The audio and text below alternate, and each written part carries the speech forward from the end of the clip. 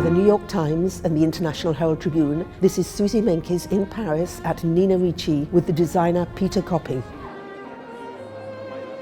Nina Ricci is a brand synonymous with a kind of French prettiness and a Gallic glamour. But right now they have an English designer, Peter Copping. He's definitely got a style of his own, catching, because of his training at the English colleges, the spirit of Nina Ricci, what is called l'air du temps.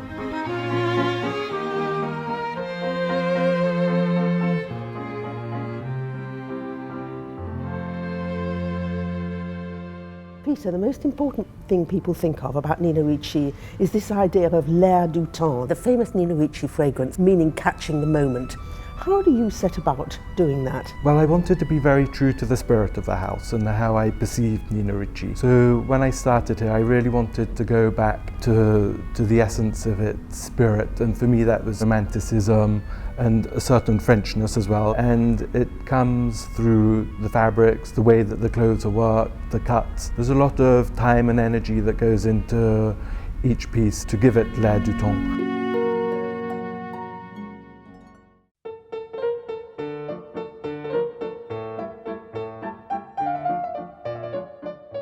You have this store on the corner of Avenue Montaigne. It must be about the most fashion-centric place in the whole of Paris.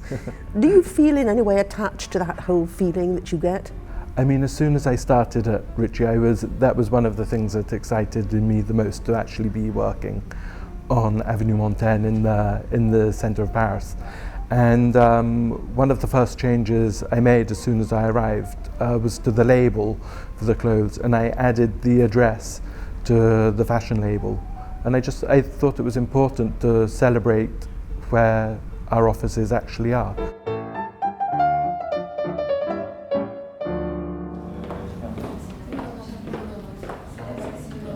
Tell me about your process of designing. Do you start with the fabric and drape it? Do you start with drawing? How do you go about it? I always start with research, and I like to find some imagery or something to latch onto and then build from there.